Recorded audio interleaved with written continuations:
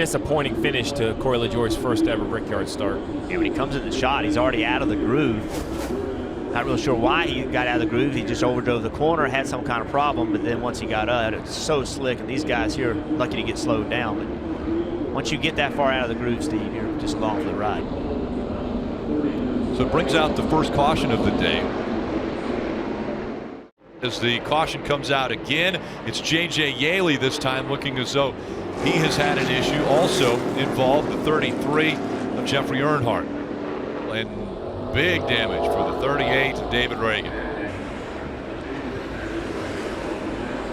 You see the fluid had come out of that car. Try to drive it. Yeah, we're going to the garage. We're done, guys. He had to stop. Let's take a look at what happened.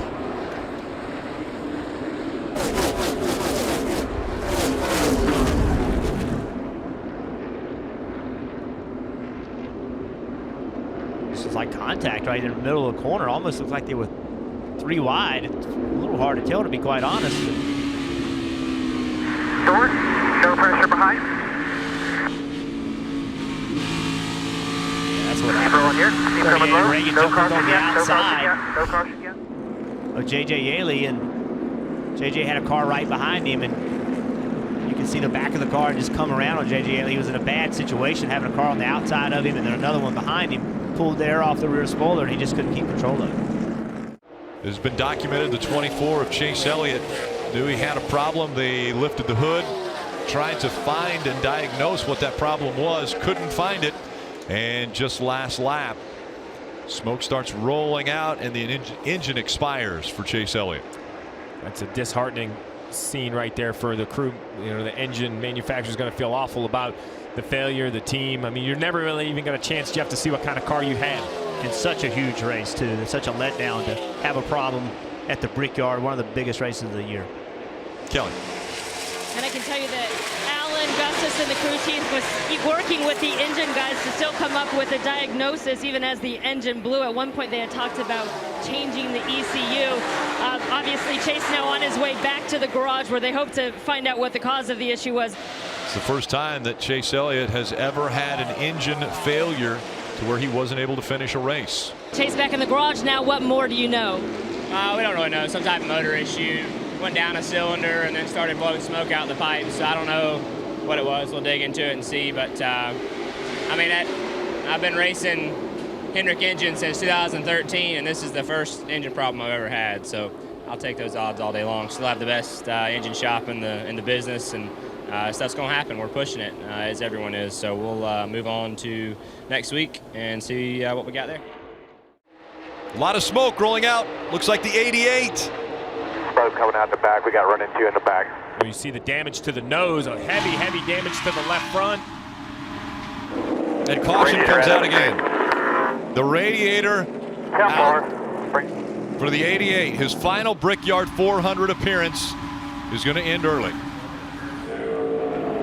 And that'll be it for the 88 with a damage repair policy. If NASCAR deems that was an accident, which I'm sure they will, due to the damage on the front and the rear of the 88, he won't be able to. He will not be able to come to pit road and change that radiator. He'll have to go to the garage, and then his day will be over. All the conversations about track position, the further back you get, the more opportunity you have to be in these problems. Remember that gun switched backwards, put the lug nuts on the wrong way. That got him in the back, and ultimately never could get himself back up front and gets in this wreck. Take another look at what happened. He said he got run into in the back. They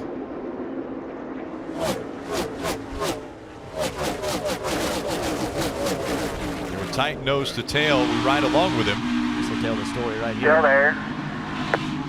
Clear behind him. Boom. 13's going to fill that hole. 13 inside. All stacked up. 2x2. Doesn't seem Got a like bunch it would of be smoke coming out the back. We got hard run enough into in the hit back. to knock the radiator out of it, but much like the pit equipment, these race cars are now built very aggressively to try to keep up. I mean, everyone in the field is trying to build the lightest car possible that makes the most downforce, and just right there between the bumper bars. Things go bad that quickly. Oh, around goes the 17. Ricky Stenhouse Jr. hard into the inside wall. A lot of damage to the front We got end. turned down our back. Can't see the damage. I think we're going to be done. Yeah, we're done. 15th. We keep talking about these restarts. We saw the shot a little while ago from A.J. from Kurt Busch's helmet, how difficult it is on these restarts. You just have to be aggressive. It's the time that you have to push, and when everybody's pushing, these things happen. We saw Dale Earnhardt Jr.'s incident happen on a restart, side by side with Jimmy Johnson. You see he lost the bottom, but Jimmy Johnson on the outside is just so difficult to maintain that speed with somebody on the outside of you, because aerodynamically, all that air is being pulled off your car. That's hot. So they're even. To their quarters, left at 22. You roll bottom of 22 is going to back up jam. It's 48 right here. What you got?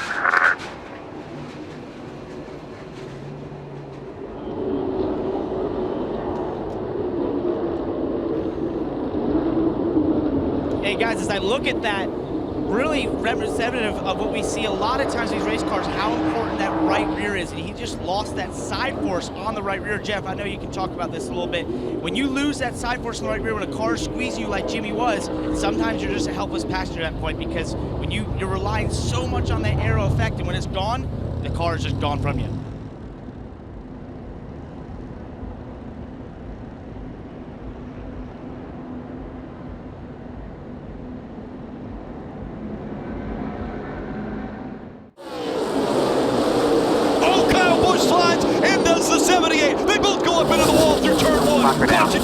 Lock her down. We're done. Fighting for the spot. The 18 got loose up high. The 78 was loose down low. 78 split up and hit the 18. They both go around. Big flames underneath the hood of Martin Truex Jr.'s car. He jumps out of it. Here you go. Kyle Busch on the outside. Just rolls up on the outside of 78. 78 gets loose, just like we saw Ricky Stenhouse Jr. a minute ago. Got loose getting in the corner. Could not hold the car on the bottom. Gets in the side of the 18. Ty Dillon, great job not running into the side of Kyle Busch. This is racing. This is side by side. I know it's 49 to go, but it's side by side racing for the win. You saw the wiggle from Martin Truex Jr. He just could not hold the car on the bottom without being loose. Had to turn the car to the right, or he would have spun out and got into the side of the 18. It's hard racing. It's track position racing. You have to be aggressive. You have to push on these restarts. This is the result when you push, but if you don't, you're not going to win these races. The winless streak will continue for Kyle Busch. It now goes over a year. Look at the rear of that car just fold up. We had just seen it on the previous restart, Rick. These two cars left the field by 1 second in one lap. They were hands down the two most dominant cars here today. Both eliminated. I'm not sure I know who the favorite is now. Is there a new favorite? Anyone else? Well, who's going to step up and seize the opportunity? It's there. It's there for the taking. Caution on the racetrack. The 14 of Clint Boyer involved. Also the 41 of Kurt Busch. Hard damage to the front of that car. Got one coming outside. He's up against the wall. It'll be difficult for him to climb out if he can't get that car away from the wall.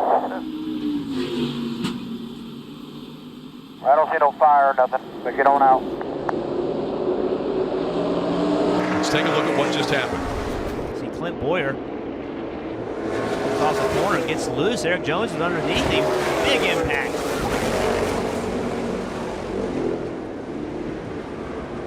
He's around the 14th position.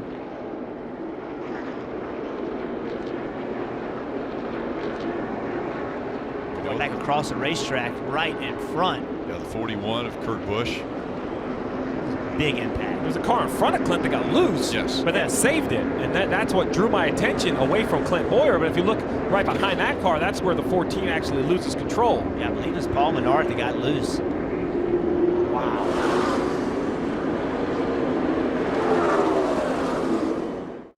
Oh, into the wall, right in the front stretch. The 42 of Kyle Larson into the wall, and a caution comes out. Yeah, hold it up here. Right in the middle of the front stretch, flames from underneath the hood. I'll take your stuff, you can get out.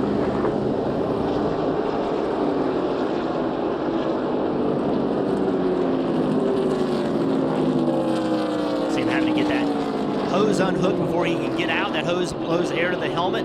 He had to get it unhooked before he could get out of the race car. That thing will hold you in. If you don't first get that out, you'll never get out of that race car. Looks like he's lifting just a little bit. 12th position was where Kyle Larson was running before he hit the wall. Now we'll have to look if somebody got into the back of him or if he was trying to take a position. See the fluid running out underneath the car. Yeah, Ty Dillon was a big block, but Kyle Larson couldn't go on any lower. You put Kyle Larson in a position where he either was going to lift or wreck, and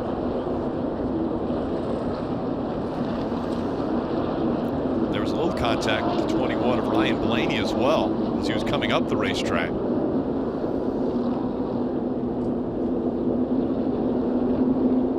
Keselowski strong.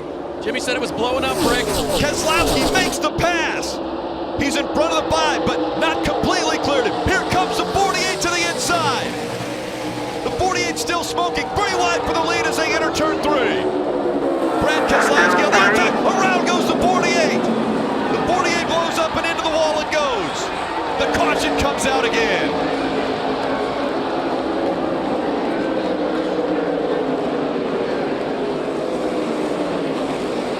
You want to know what winning a race means?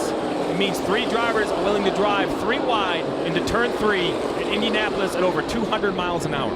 well, what a series of events from the time the green flag dropped. Right here, Casey Kane underneath Keselowski gets really, really loose, able to maintain it in good spot. Keselowski does everything he's supposed to do, gets close to the 5. Now look how loose the 5 gets right here, up into the side of the 2. Jimmy Johnson with huge momentum, with smoke coming out of the back of the car like it's blowing up. Now right now, Casey Kane in lift, and I can promise you, it's been a long time since he's win. He's going to drive it in there. Every one of these guys wants to win a Brickyard 400. The 48 car very bottom gets loose. Around he goes. Don't tell me these drivers don't want to win this race. Casey Kane determining the restart. Once he enters the restart zone, he gets a shove behind him. Green flag back in the air. Caution's going to come out. They're wrecking behind him.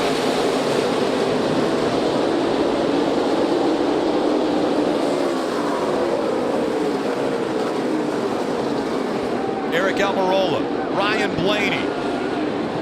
Look at all the damage to the 15. Ray Gaulding involved in the 55. This wreck is because you're coming green-white checkered, and everybody knows if you push the guy in front of you, it's going to make that line go faster. And this is pushing gone wrong. Just everybody's pushing long straightaways. Everybody wants to be the first line into turn 1. And it's hard to reference, but it looks like Casey Kane chooses to wait to the end of the restart zone. Now, he can absolutely do that. He can fire the race anytime in start that zone. But the problem when you wait is everyone's trying to anticipate. So they roll up on you. So here you'll see the zone, and it looks to me like the 5 chooses not to go. So as Brad starts to accelerate right here, as they get close to the zone, the 5 waits. And look at the gap behind the 95 and behind the 20. That's what all these people are trying to do. They're trying to time when to go and when to make that push happen. All those timings don't happen right. We end up with this bunched up group. That's what it is. Denny Hamlin accelerates like the 5's going to go right at the start of the zone. The 5 doesn't go. This is the view. You see how much movement there is left to right, and then finally the 6 of Jever Bay just gets pushed out of line.